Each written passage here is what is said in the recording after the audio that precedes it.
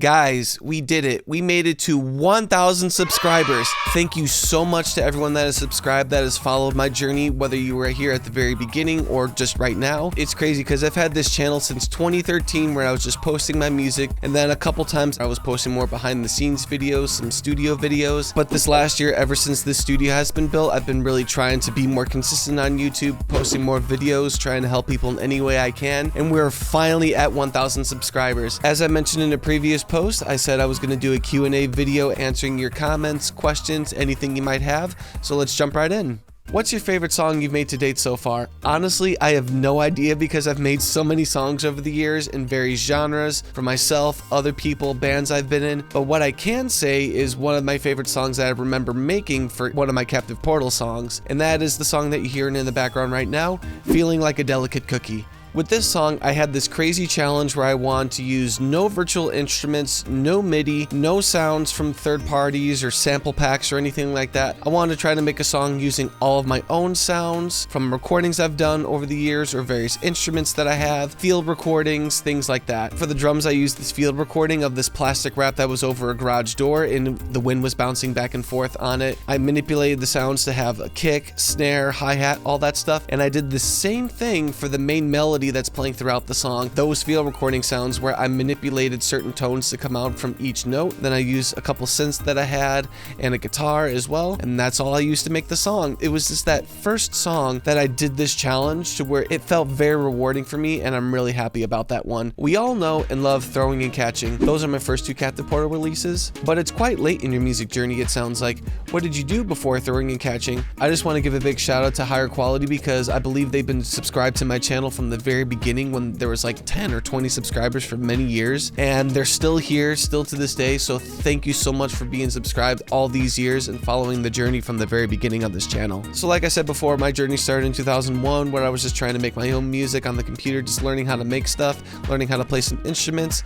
I was in some bands in junior high and high school, but we didn't really release much. Starting in college is when the bands I was in was releasing music, and I was also releasing my own music previous to Captive Portal in high school and college. Those releases came out as free downloads on various websites. I think most of them are still up there, so we'll see if anyone can find them. When I was working on Throwing, the first EP as Captive Portal, I was really liking what I was doing, and I didn't want this release to be associated with my previous releases, so I started brand new with a new artist, Captive Portal, and that was my first release, and anything from Captive Portal and on you could pretty much find on my website. And will you do another Music is Telephone type album? So Music is Telephone is a release where I just use a single acoustic guitar to record all the sounds on the songs. I do want to make something like that again in the future, but it probably won't be as loopy as it was before. I'll try to build and arrange songs with this using a single acoustic guitar or a single instrument and try to be more detailed with the songs, as where Music is Telephone there's only 10 layers, 5 guitar layers and 5 drum layers throughout each song. So whenever I do something next, it'll be slightly different than that. It'll be more detailed. Maybe I'll do some more experimentation with things, maybe more sound manipulation and stuff with using a single instrument, but I do plan on making something like that in the future. Will there ever be a Choir Librarian 2? This is a joke. Congrats on the 1K. Thank you so much. And yeah, Choir Librarian is actually another one of my favorite songs that I've made. So Choir Librarian was part of the same challenge as I did for Feeling Like a Delicate Cookie, but this time I wanted to use more live instrumentation, where I had outtake recordings from a lot of different sessions, which included a jazz band that I recorded at one point in time, and I just really loved the funk and groove of that song, and I definitely want to make more of like that in the future. So maybe there will be a Choir Librarian too, who knows? So this next question came from my latest video where I was talking about archiving my music journey. I love this. My archive is pretty much complete, but all over the place on different hard drives and online storages. I definitely feel you on that one. While I haven't been nearly as productive as you have, all of the demos and snippets and versions and performances are a treasure to find and reminisce. Yes, I definitely agree with this. I definitely had lots of nostalgic moments as I was going through my archiving project, finding different videos, releases, photos, interviews, just like anything that I could find. Yeah, I had to go through many hard drives, CDs, DVDs, and pretty much any other format you could think of, but it was well worth the journey. So now I know where I started at the beginning and how I got here, and now I can always reference back to what I've done. But also why I wanted to do this is just to have everything organized all in one place. I definitely want to have my portfolio all organized and stuff. I want to have most of it publicly available so people can also see my journey, where I started and where I am now. I've seen lots of websites from engineers and artists and stuff where they only show the highlights of what they've done, but they don't show their entire journey. Well, I think it's okay to show your highlights and what you've done, but what I feel like the disconnect between us viewers and the people that we're looking up to, where we just don't see much of their journey. And yeah, sometimes they can explain this in interviews or podcasts or biographies or other videos and stuff, but that means people have to go digging to find all this information instead of just having it all be presented to them. And I know I'm pretty crazy for doing what I did, gathering all that information, but for me, it was well worth it. And now as I'm continuing my music journey, I can now archive as I'm going and seeing my growth from here and whatever happens in the future. It may take a long time depending on how far along you are in your music journey, but I honestly say for everyone that is on their journey, it is well worth it. And speaking of my music journey, this comment comes from the video where I was actually talking about my music journey. You hit the nail on the head where you say not everyone's stories is the same. I had always wanted to be a full-time musician, but aside from a band or two that actually did something before falling off, I didn't get started doing music with some substantial momentum until I was 23, and I'm 30 at the time of this comment. It's easy to feel like we should be where we want to after so many years, but we're always learning something new. That gets us 1% closer each time. Not giving up is huge. Great job on the video and on your persistence towards the dream. Blessings on you, man. Thank you so much for this comment. This means a lot. Yes, this is true. Not everyone's stories are the same. Everyone's journey is different, and if people are trying to become successful with what they do and be full-time in the music industry, some people can take only a few years, some people could take 10 years, 20 years, 30 years. It all depends. I started my music journey at 9 years old in 2001,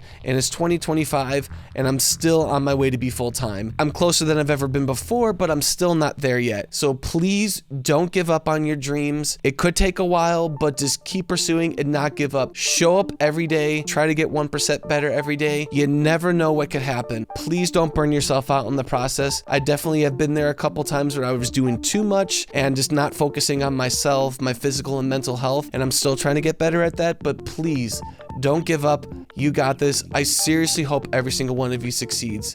I had no idea the amount of different variety of packaging there was out there. It gives me lots of ideas and inspiration. Great video, man. Well, thank you very much. This comment came from the video where I was talking about K-pop CD packaging and how all of their CD packaging is so unique and different. I've been a CD collector for the majority of my life, and my favorite CDs are the ones that have the cool, unique packaging where it just adds to the experience of the music, the artwork, the packaging, liner notes, unique shapes, sizes, and everything. In K-pop, I've noticed I like the top dogs in CD packaging right now, and I know vinyl has made a big comeback over the years. You could do lots of cool colors, multicolors, picture records, swirls, shapes, splatter, all this stuff on the record, and the packaging is usually the same, and CDs are like that too. But I've noticed with these K-pop releases, the CDs are just out of this world in terms of packaging. There's so much there. There are these photo cards, flip books, unique booklets, all of this stuff. They just put so much stuff into these packaging, and even for CDs that only have like 4, 5, 6 songs, where usually you would see something like this for like a deluxe edition of the album that has like 20 songs or something like that. They're doing these for EPs or mini albums, and that really blew my mind as I kept getting more K-pop releases. And you can also see in the video I got 4 CDs just from the packaging alone, and I've listened to all of these CDs since then, and I love all of them. They are really great. I do encourage everyone to try to do physical releases from time to time with your music. It's a lot of fun. It can be expensive depending on what you do. There are ways to go about it, cheap, DIY, and it can actually become a cool collectible piece for one of your fans or listeners or something like that. So I think it's worth it. Check out that video. There's lots of cool ideas in there, and hopefully I can see some of the CDs that you've done with cool packaging.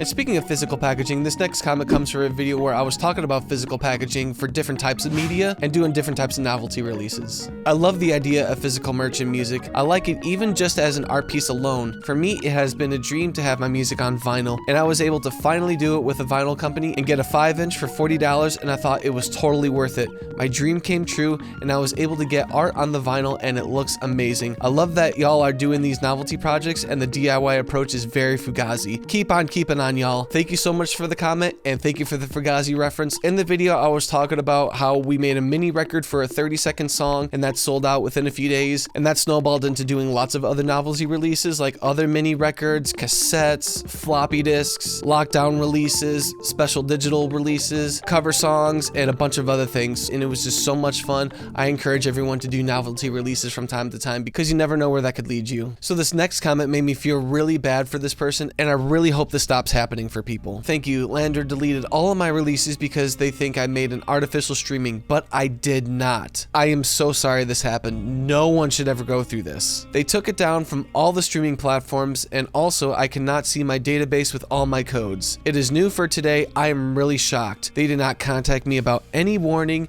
They simply deleted all of my release tracks. I'm letting all to know to save all your tracks information every time. Maybe a good scammer paid a propagation for me? Heh. I do not think the scammers are wasting their money for it. I will go to a better place. Thank you for the video. So again, this comment came from a video where I was talking about my 3 favorite music distributors, and they're not as well known as the main ones like DistroKid, CD Baby, TuneCore, Lander, Symphonic, and all these other places. I personally haven't had this experience, but I feel so bad every time I see someone post an Instagram video, TikTok, a thread, or a YouTube video talking about how one of the releases got taken down or all the releases got taken down, locked out of their account. It feels like this has become more commonplace in the last year, and this is happening to artists big and small, mostly independent. It's just so sad to see, and I feel bad for every single person that has to go through it. That's the one downside of having things on streaming services, because we don't have full control of our catalog and our artist profiles and what happens there. But when we sell physical releases, have something on platforms like Bandcamp or other direct-to-consumer platforms,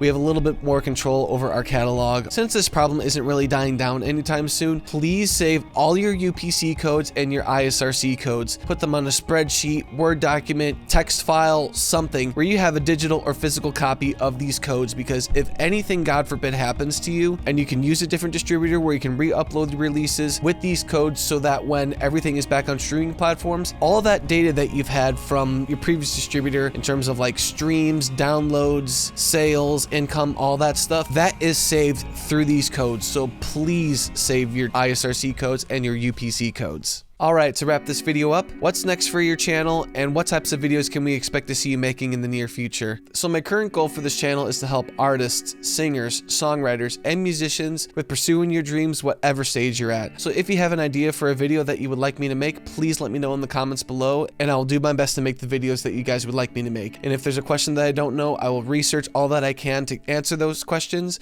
because I would like to know as well. I want all of us to be able to be successful on our music journeys, and I want to help you guys along the way with whatever I can. I definitely want to do more Q&A videos in the future, so write down any questions or comments that you guys have. So thank you again to all the 1,000 subscribers on this channel. I still can't believe that we are here, so thank you for being part of this journey. This is just the beginning. I'm not planning on stopping anytime soon. I cannot wait to see where this channel goes and where all of your careers go. This is Zach of Captive Portal, and I'll see you guys next time.